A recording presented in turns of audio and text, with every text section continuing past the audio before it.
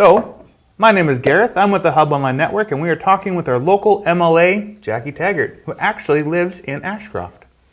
So, how you doing? I'm doing great, and thank you very much for having me today. Well, thank you very much for coming in. I don't see, I can imagine that it might be difficult in your schedule to find time to come in here, especially when you're in Victoria all the time. Not all the time. Yes. But I'm trying to watch you on the Legislative Assembly.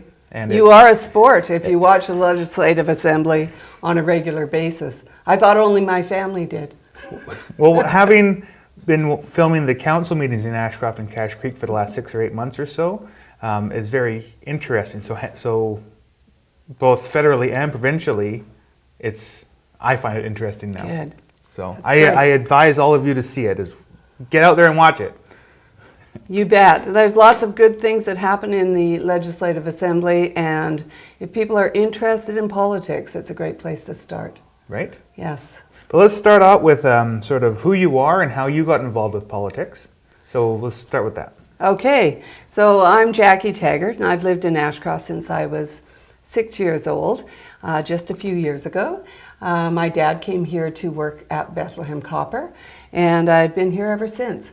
And people ask me, where are you going to retire to? And I can't imagine retiring anyplace else but this. I love my community. So politics was in my blood. My dad was on town council, and my parents taught us that service to community was really important. And so when I was 27 years old, I ran for school board. I had 4 young children, and if I was going to spend time away from kids, it was going to be doing something that benefited them. And so I got on the school board, and I served 17 years, 16 of those years as board chair. Wow.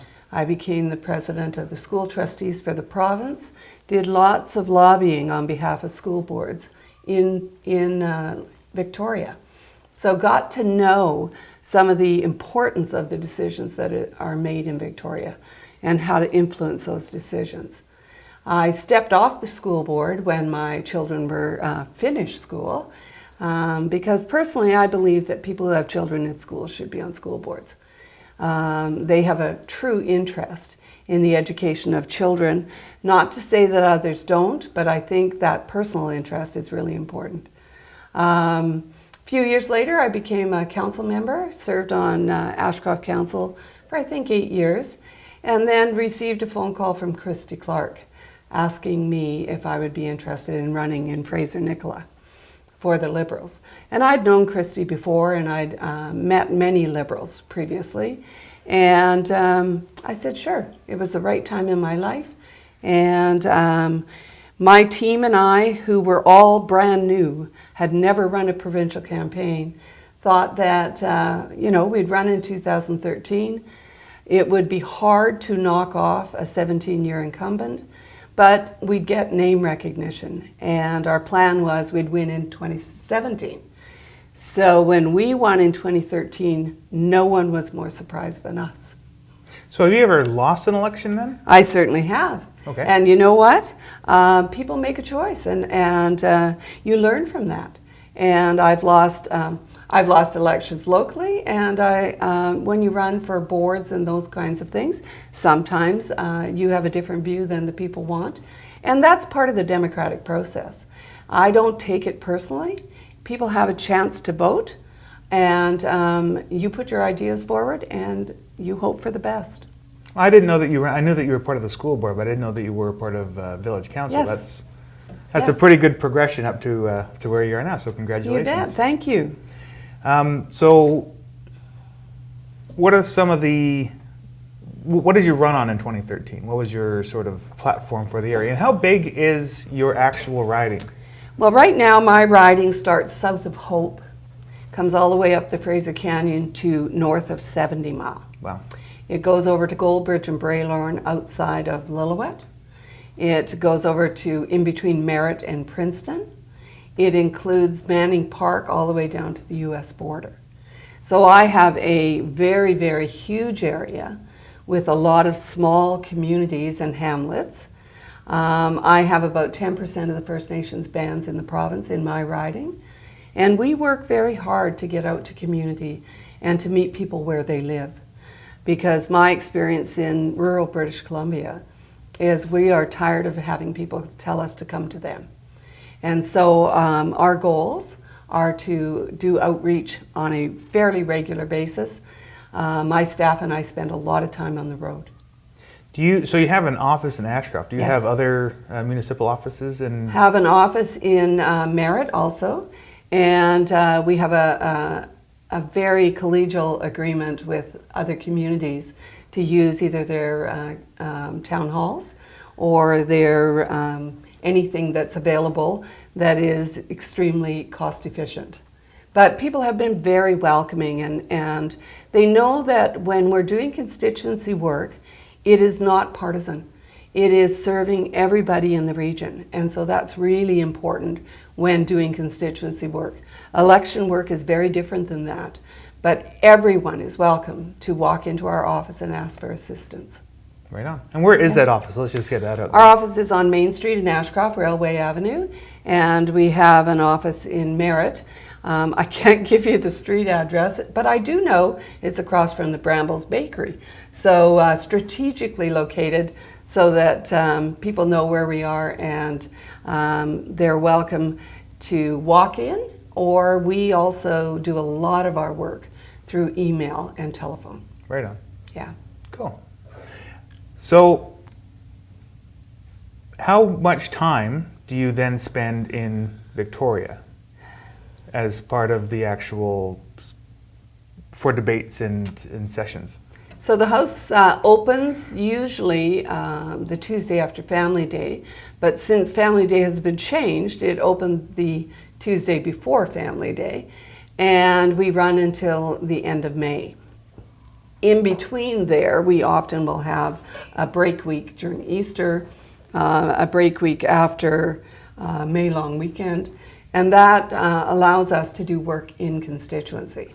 So when Victoria is sitting, we also have a fall session, which usually goes near the end of September, right after UBCM, and goes till the end of November. So about 6 to 8 weeks in the fall and a number of months in the spring. So when the House is sitting, I leave home on a Sunday morning, and I either, depending on weather, in the winter I fly, and in the summer I drive. So if I'm driving, I'll leave about 9:30 in the morning in order to catch a ferry and get to Victoria in time to get prepared for the week. If I'm flying, I drive to Kamloops and head down. It's not a direct flight, so we stop in Vancouver and over to Victoria. So I leave around 9:30, 10 o'clock on a Sunday, and get back. Often, last night I was home by midnight on a Thursday night, but often Friday by about 1.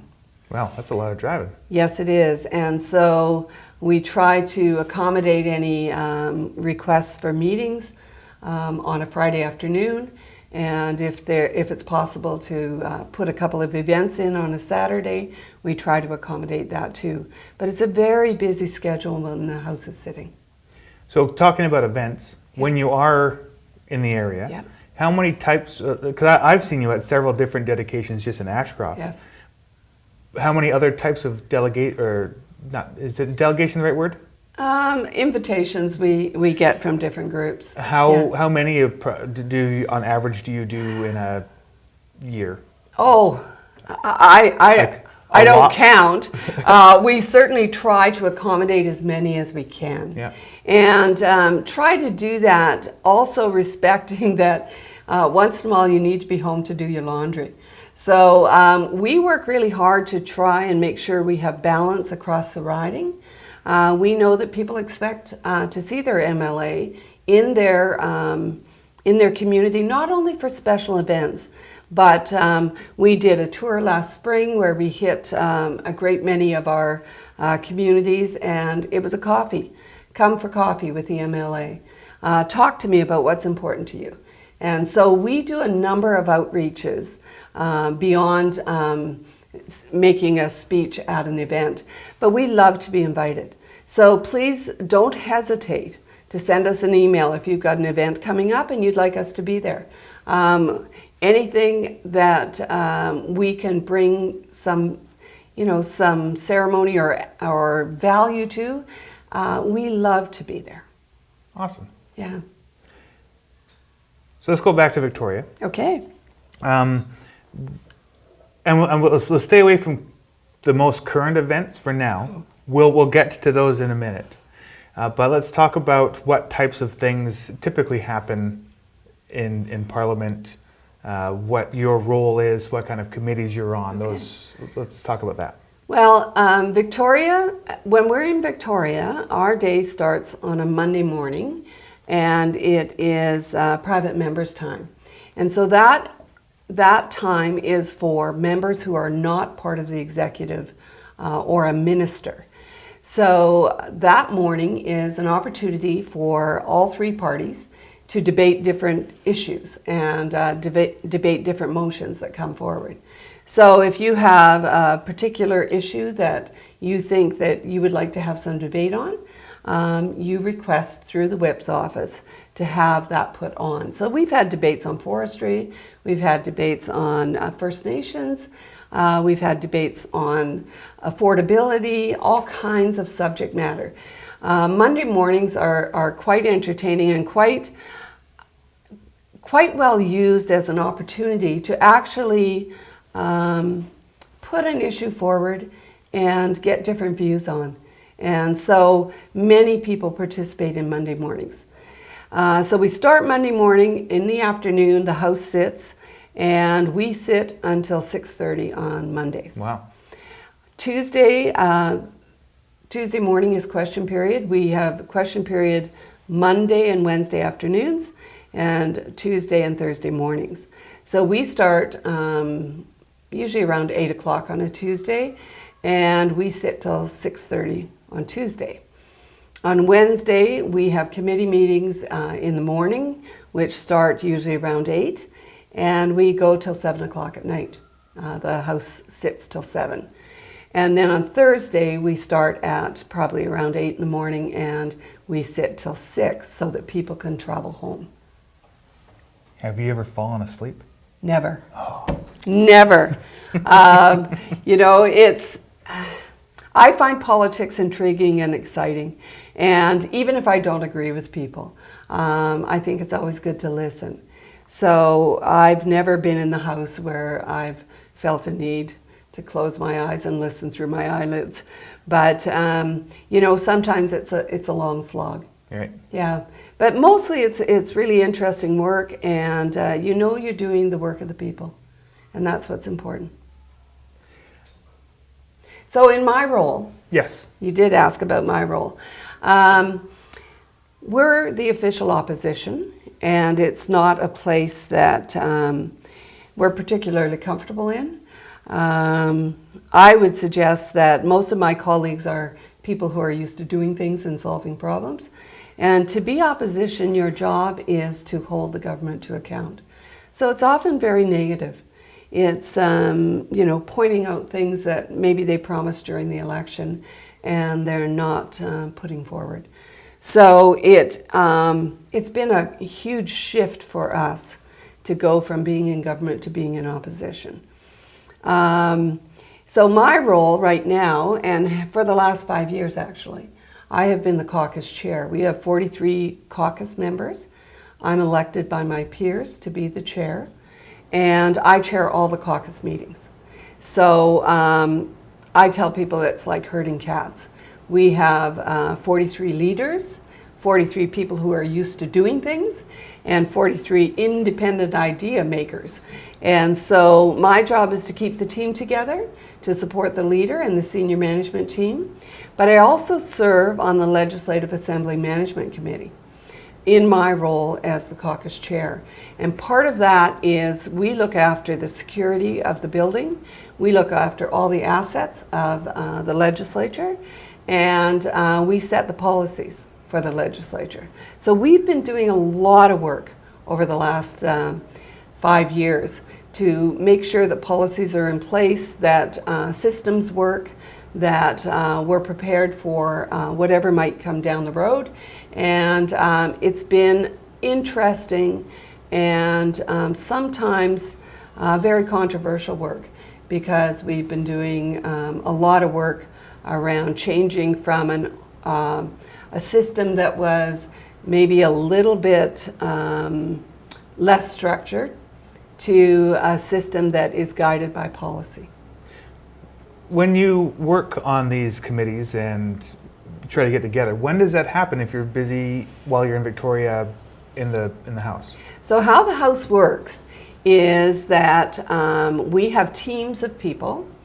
We have 43 members, so the Whip's office has teams of people, and you are assigned to a certain amount of time in the House unless you're in there to make a statement. So we have to make sure that we have enough people in the House to make a quorum, to assist the government in making a quorum.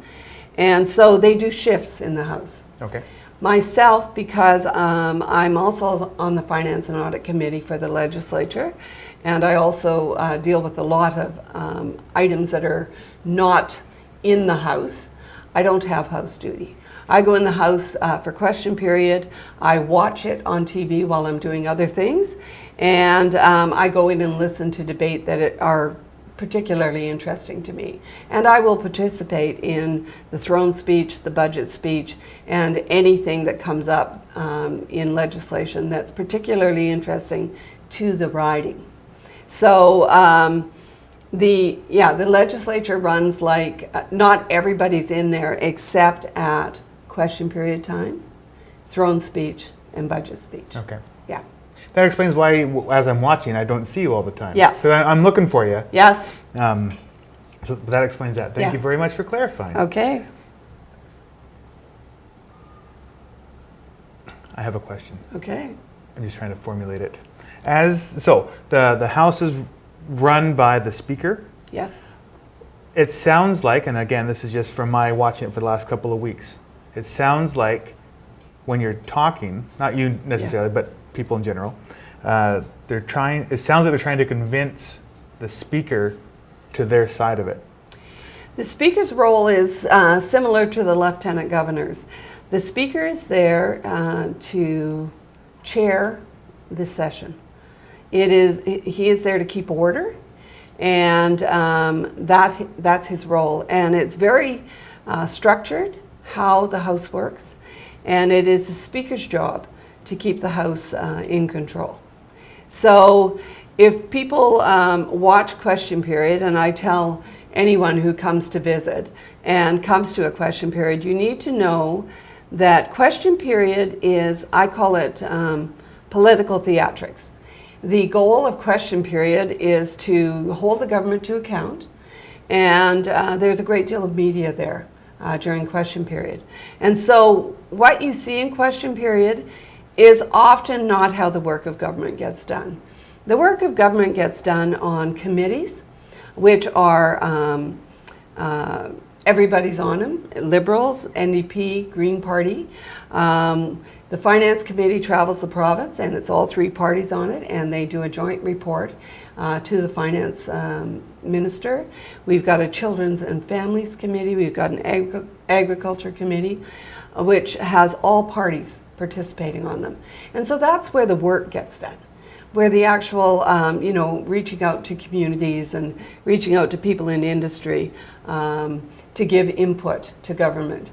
And we actively participate on all of those committees as a party. But when people come to the legislature, it is question period that they want to come to, because it is, the Westminster system is an adversarial system. And I have to say that I never realized that I could voice my opinion quite so loudly during question period. But it is, I think, mostly respectful, and it is expected, and it is sometimes raucous, and sometimes people say, we don't want to bring our school kids. But you need to understand that is a half hour out of a very, very long day of work. And sometimes it's fun, sometimes it's less fun, but our job is to hold government to account, and we do the best we can. So in the question period, from Yes. what I've seen, it seems like there's a great divide between the two major parties. Yes. So what you're saying is when you go into your committees, it's a lot more cohesive?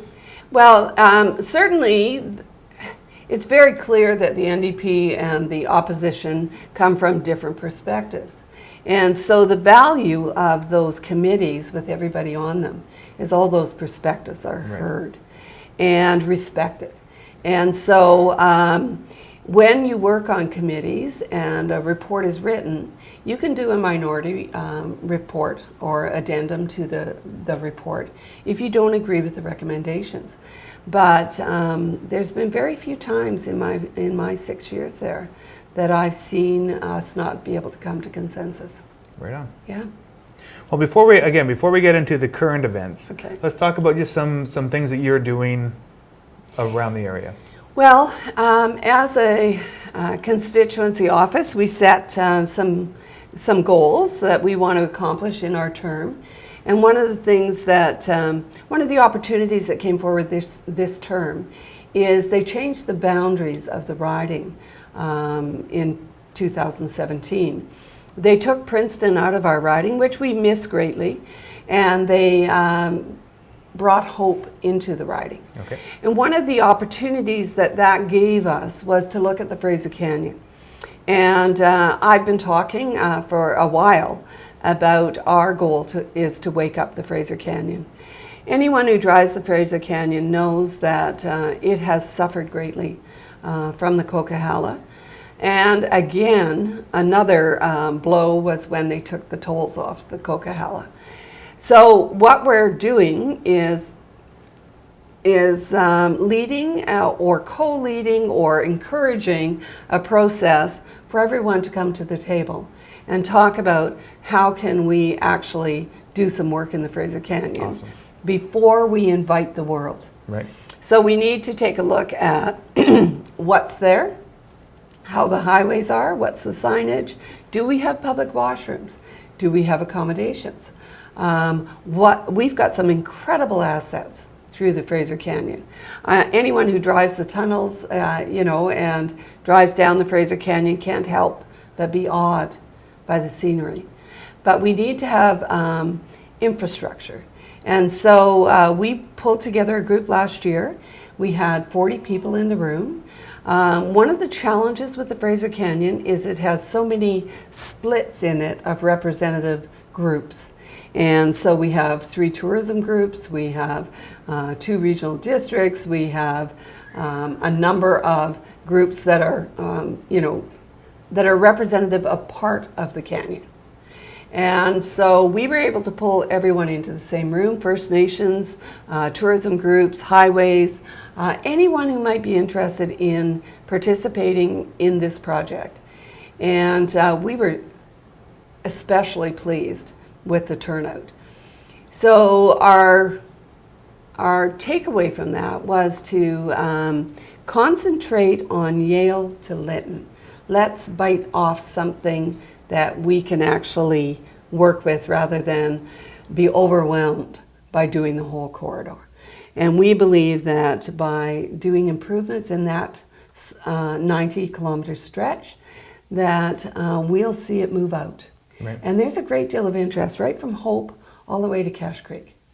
So we put forward, in partnership with the Chamber from Lytton, in support of them, an application for rural dividend to do a master plan for that 90-kilometer stretch. And of course, rural dividend was taken away. Yeah, can you explain what the Rural Dividend Fund was, or? The Rural Dividend Fund was formed by the Liberal government to recognize the challenges around what's happening in communities around forestry. I think anyone who's been involved in forestry knows that it goes through ebbs and flows, but we also were seeing the impact of a mountain pine beetle, and we were doing everything we could to help communities diversify their economies. And one of those tools was the rural dividend. And so communities could apply to diversify their economy looking, 5 to 10 years out, when we will have a very different forestry, which we're seeing right now. It was gut-wrenching to have it taken away. Well, to my understanding, so we're filming out of the Ashcroft hub.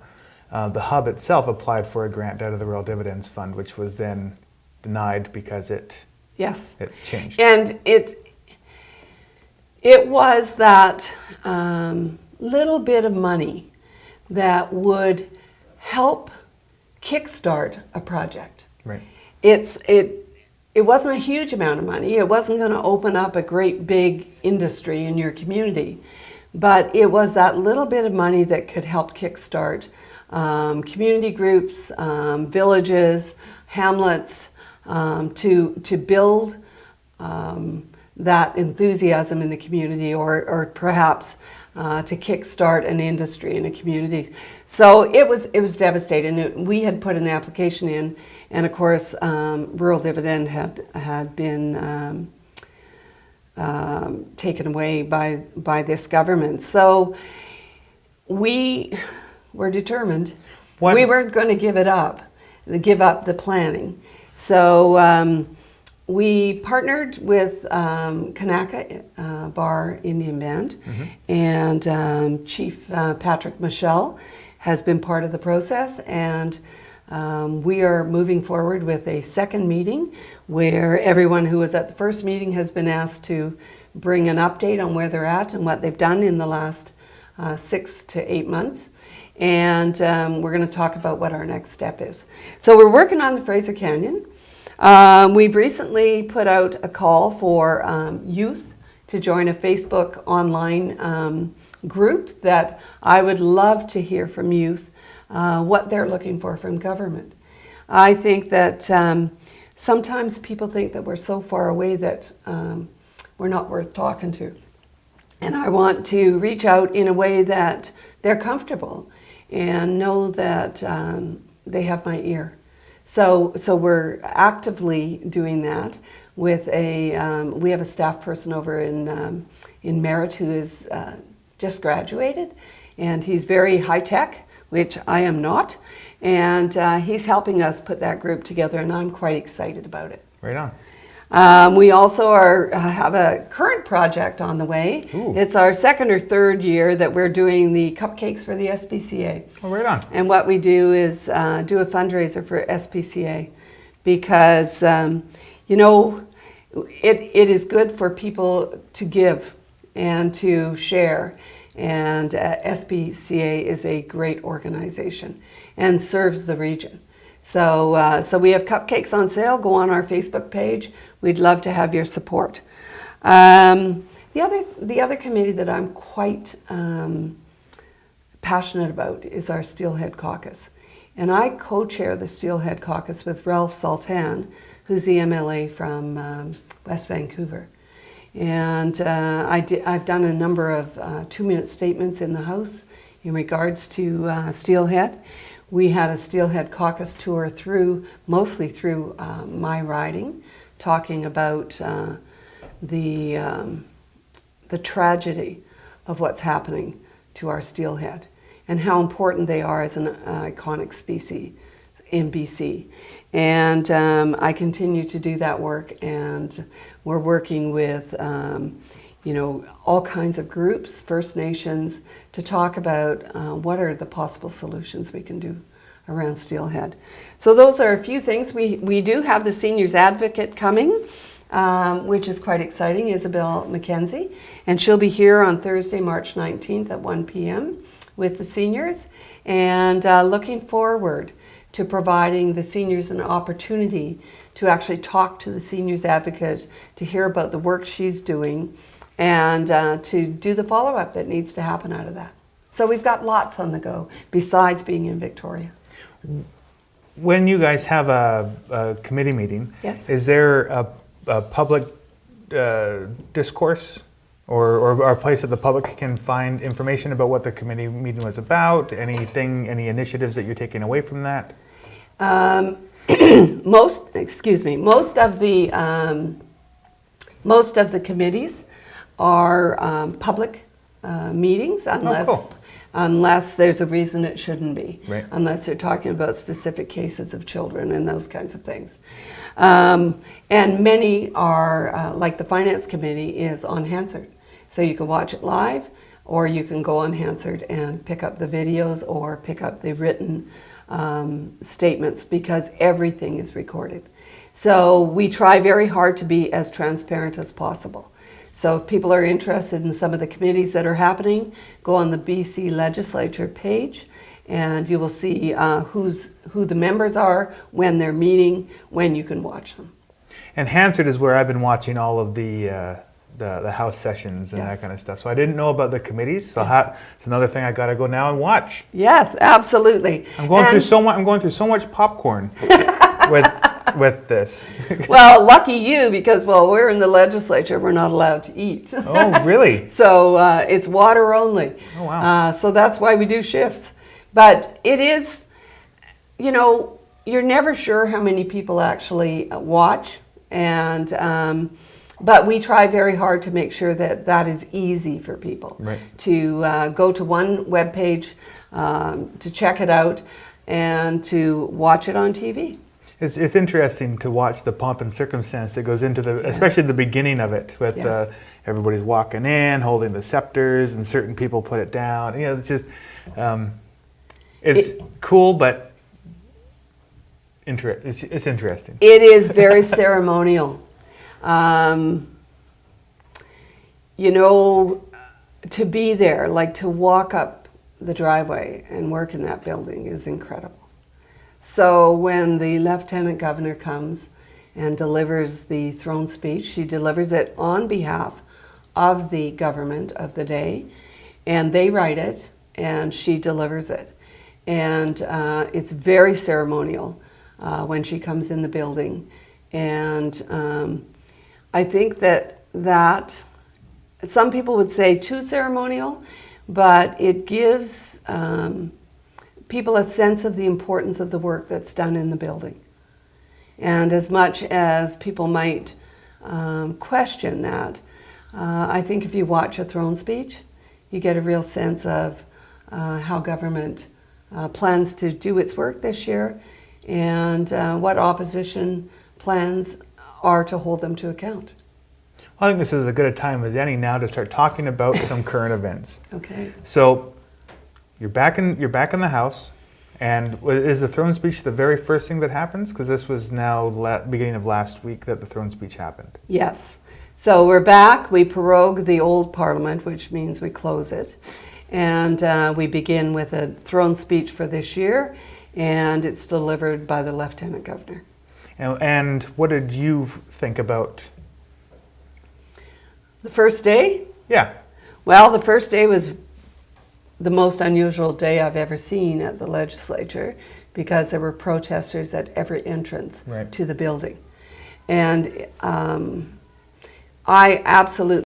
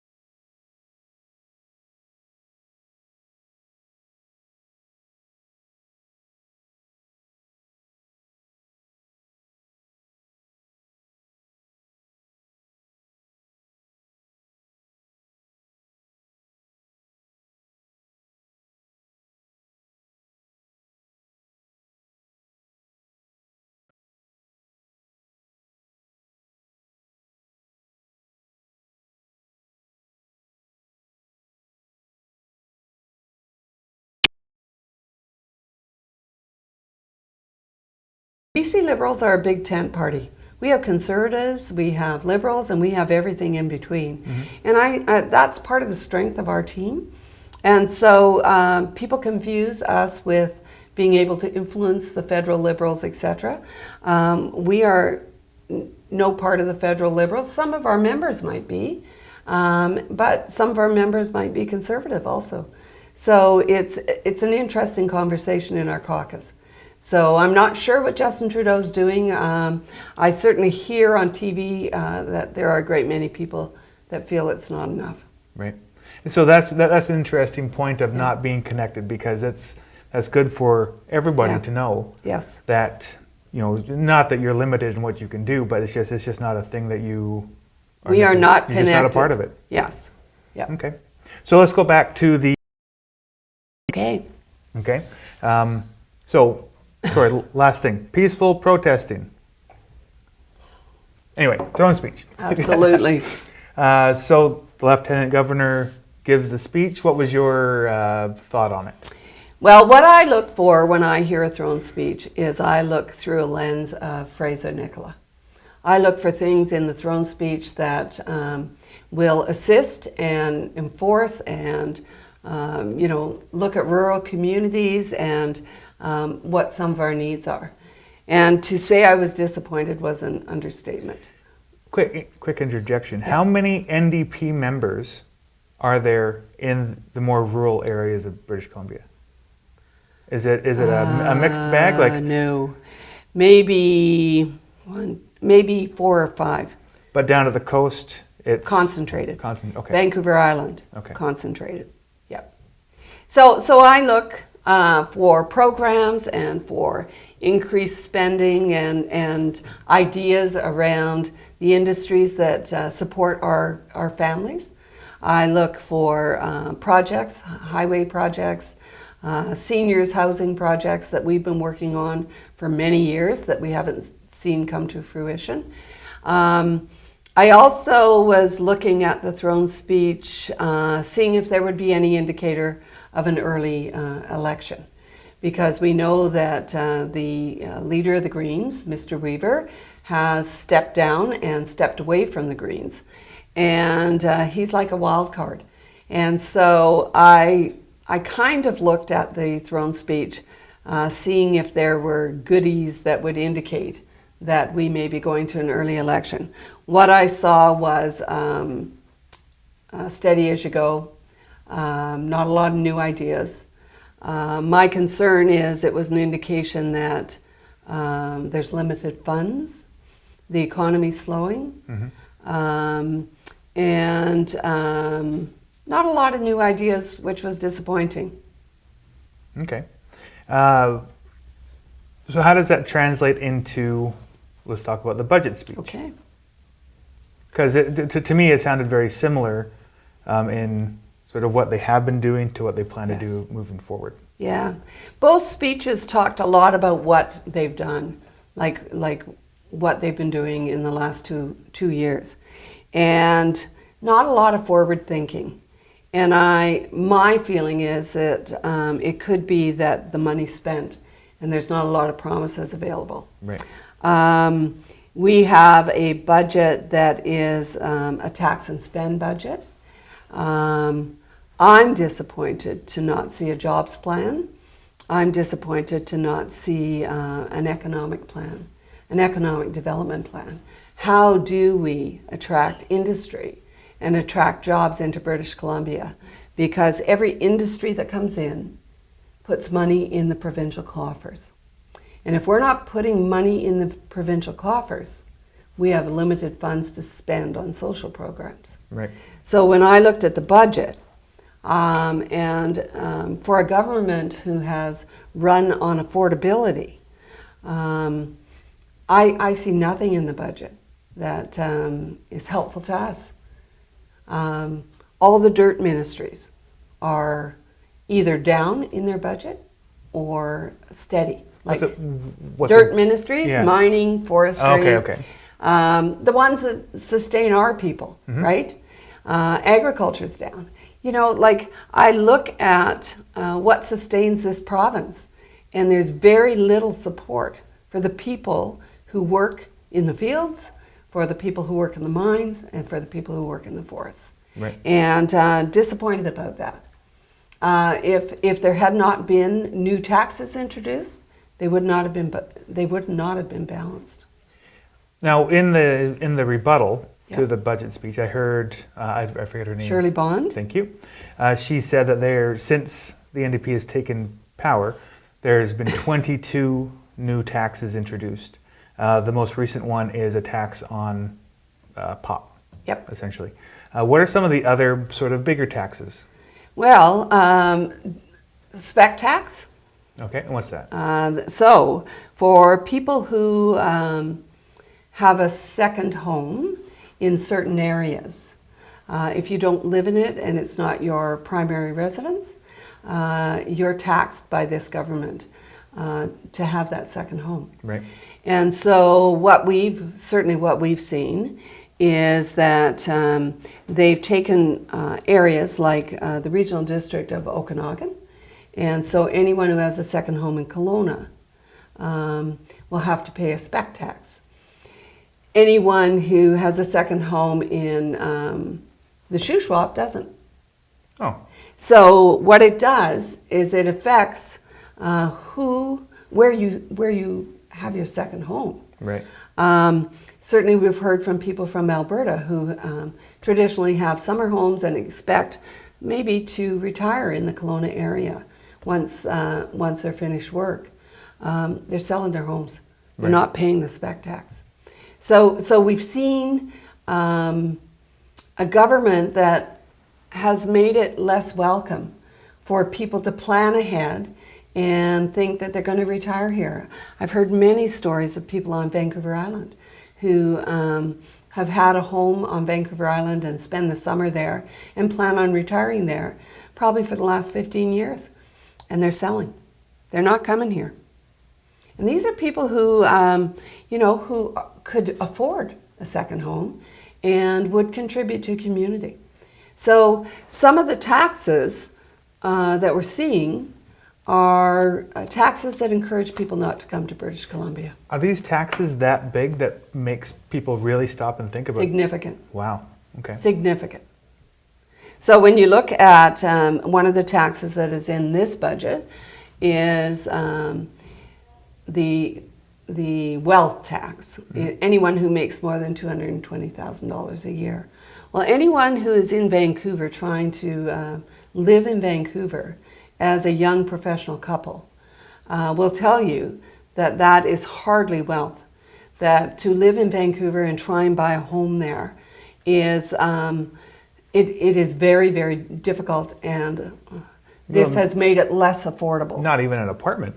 Yes. Like, So that the top 1%, they call them, will be taxed at 20.5%. Wow. So if Well, you're a tech company, what was it before? I'm not sure I'm not sure. I don't have that number. But it is a there. significant jump. It's a significant jump. Okay.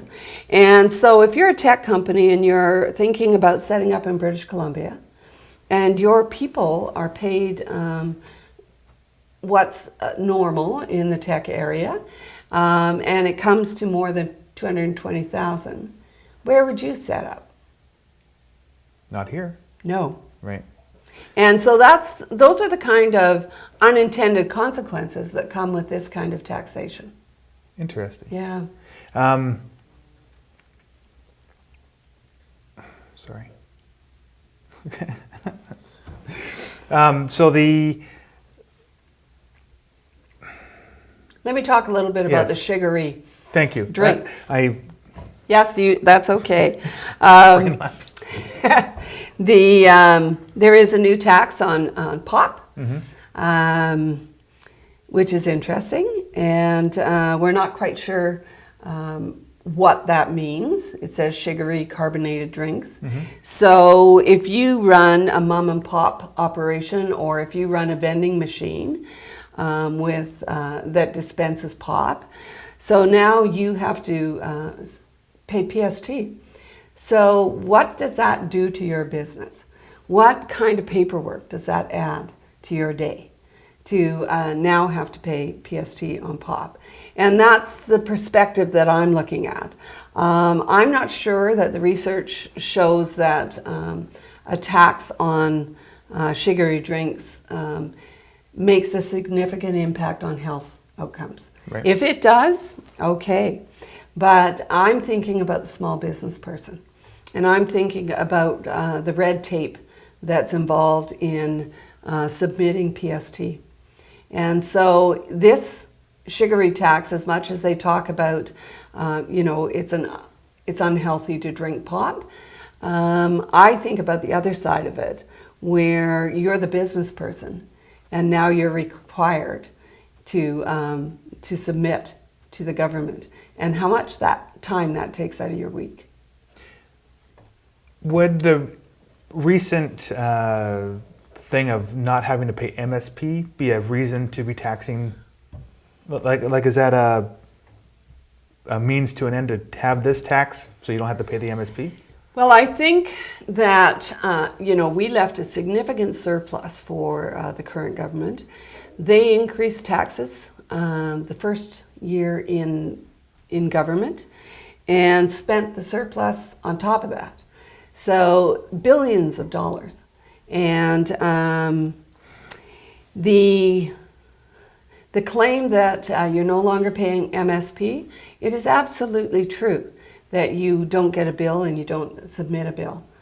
But when you ask municipal councils who are now paying the employer health tax, because they are required to do so, and that's the replacement for the MSP, when you ask businesses that have a payroll over $500,000 who are now required to submit an employer health tax, and they may have paid the MSP for their people before, or they may not have. Right. But if you're a tech company and you're paying your people $150,000 a year, it doesn't take long to get to the $500,000.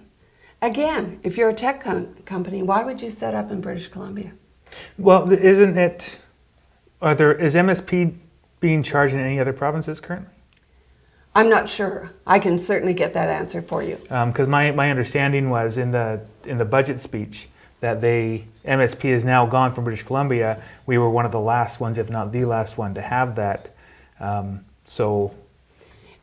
definitely our government had cut MSP in half, and had said that we would totally get rid of MSP when the budget could support that.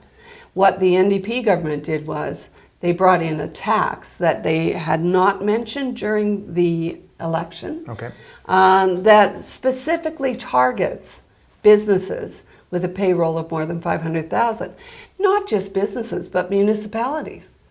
So if you're not paying MSP in a monthly bill, Mm-hmm.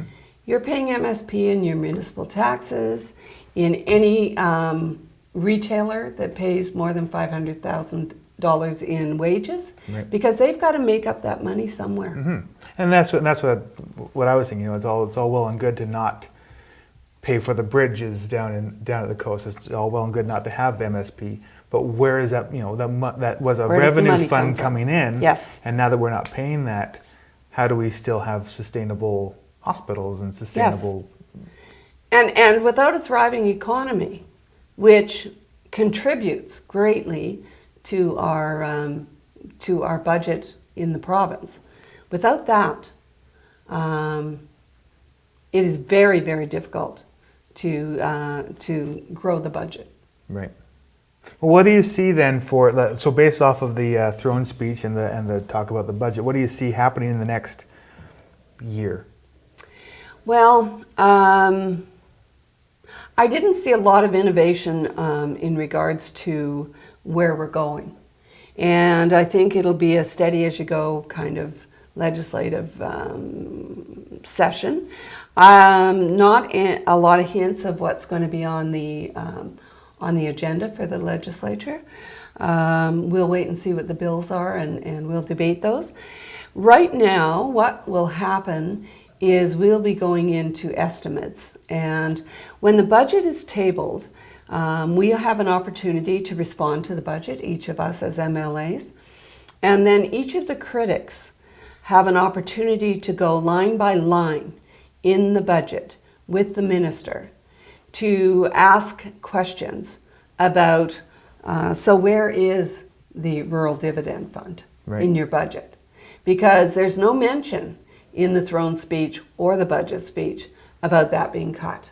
So our job is to go through ministry budgets line by line as critics and to hold them to account for what's gone, what's there, what they promised, and whether they financed it. Right. I think one of the challenges we're seeing is Todd Stone is our housing critic, and there's been a great many numbers put out by the government of the day in regards to housing starts, etc. But announcements do not mean homes for people. And if there's no funding connected to it, how do you count that in how many units you're providing? And so our job is to hold them to account to that. So I have an opportunity as an MLA to take our issues from Fraser Nicola and step into, say, the Highways Ministry to ensure that we continue to be funded to fix the slide between Cache Creek and Lillooet, to continue to be funded to build the seniors housing that we've been working on for many years in Clinton, ask them where the money is, show me exactly which line, and have the minister on record say that the money is there. Right. And then we can make sure that they deliver. So the budget speeches are one part of it, but the really in-depth stuff is in estimates. And again, those are recorded. If people are interested, they can go online on the BC Legislature page, and they can look through everything that's said in each of those committee rooms. And we do a very thorough job of budget estimates. Oh, cool. Yeah. And I didn't know that before I became an MLA. I had no idea that that process was there. Our critics are very open to everyone in our caucus having an opportunity to ask questions. I've asked questions of the Minister of Health, Minister of Housing, Agriculture Minister, Emergency Services, all of the issues that we have in Fraser Nicola. I've been at the table asking questions during estimates. One of the things that we have spoken about before, and this is going a little bit off topic from what we're talking about right now, Yeah. but is there any indication about our health center in our area? And like extreme local, because I understand that your riding is very big, but since we spoke in October, which there are videos coming out on the Hub Online Network about this starting next week, but are there any updates or leaps or bounds that you could talk about? That you're I aware wish of? I could say there were leaps and bounds. Certainly we have a local group that's working very hard to advocate for healthcare, and that work continues. I've met with the CEO of Interior Health and had a very good meeting and some follow-up with them in regards to emergency room services here. I think it's one of those things that we just continue to advocate for. We can't afford to not advocate. And as much as the budget looks like it's increased significantly for healthcare, my understanding is that most of that money is committed because of salary increases. Okay. So as much as we have high expectations when government announces a significant increase in a ministry, when it's eaten up by salary increases, our expectations often are that will provide services to community. Not that health workers don't provide services, but when you see a significant increase, you think, oh, they're going to add programs. But my understanding is that most of that will be taken up in wages. Interesting. Yeah. Okay. There are other. Was there anything else that happened this past since you've been back in session that really stood out? It was interesting to have the forestry Yes, thank community you. come down on budget day. It was absolutely incredible to be a part of the convoy that came down during UBCM, and to see them, hundreds of trucks come down and send a message to this government, which unfortunately the Premier didn't come out and speak to. And the forestry community on Vancouver Island is hurting. They've just settled an 8-month strike. And when people are on strike, it's not just the workers in the mills. It's all the other families, the contractors, the log and truck drivers, all the other families, the small businesses, the restaurants. People aren't going out for dinner, that feel the impact.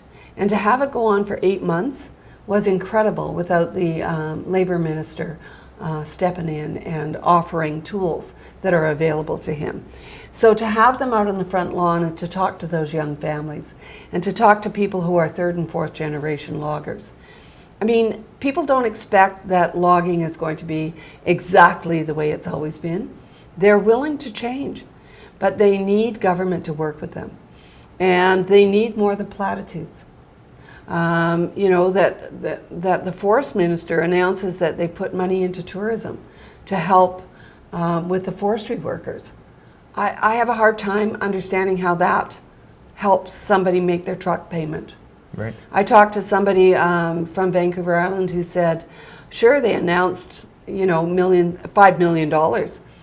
That's good for 5 people who have heavy equipment that they have to make payments on. Yep. Like there's no connect to community and to people who don't know where their next house payment's coming from. And so we went out on the lawn, we talked to the people on the lawn, we talked to the families, and they gave a message to government that they need a government that supports the forest industry. And they feel abandoned. And that's a shame, because forest industry is so incredibly important to the province and so incredibly important to Fraser Nicola. Well, I was just going to say, in your riding alone, you have, and I used to work at West Fraser or Yeah. Chasm. That's a fairly big operation, which is now is still shut down. It is. What have you heard just in your riding about Well, this? the closing of the chasm was catastrophic for the people in the region. And I often say to people, you need to understand that forestry is generational. People in Clinton had worked at the mill, their dad had worked at the mill, and you expected to work at the mill until you retired. And so we need to provide support and really meaningful assistance to people who are now looking for jobs, writing resumes, trying to get training. When you hear a nightmare story about somebody applying for training and the training that's offered is to be a logging truck driver. They already were. Yeah. Those kind of stories just don't connect. Shows the disconnect between government and people on the ground. So we have worked really hard with Aspen Planers. Their mill in Merritt is connected to the mill in Lillooet and the mill in the facility in Savinaw, and it would be devastating to see another closure. So we will work very, very very hard to advocate on behalf of forestry and remind government how important it is to this province. Now, I've heard lots of rumors about why this has all happened. Yep. Are you able to sort of say, no, this is why? And because I've heard a lot of conflicting stories as to what was the reason for all the shutdowns and stuff. So there's lots of. It's very complex. Yeah. And I've learned more about forestry in the 6 years that I've been an MLA, and I'm certainly not an expert. But I've talked to lots of people in the industry. Now, we knew with mountain pine beetle that we were going to see less wood available. And that's why government put together pine beetle coalitions, rural dividend funds, opportunities for communities to plan ahead and to know that the annual allowable cuts would be going down. But government also has a role to play. And when stumpage goes up and employer health tax goes up and we become the most expensive jurisdiction to put logs through a mill, it affects everybody. And mill owners and people in the industry were saying to government, you need to look at what you're doing to the industry with your taxation policies. Right. Because big mills have choices. And if we're not competitive, they'll go elsewhere. And I think that although mountain pine beetle, forest fires, other things have affected, and we have an industry that's used to an ebb and flow. I talk to people who have been in the industry for a long, long time, and they indicate this is the worst they've ever seen it. And government has a role to play in that. But they first off need to say that they actually support forestry in this province. Cool. Yeah. Is there anything else that you would like to talk about? Well, I would just like to say that what an honor it is to serve as the MLA for Fraser Nicola and to work with people on the ground, to hear from constituents, to work with your elected officials, to work with our First Nations bands, and to watch projects come to fruition. And as much as it's tough being in opposition, you know what? When you build relationships with people on the other side, we often have a common interest. And our common interest is to serve the people of British Columbia.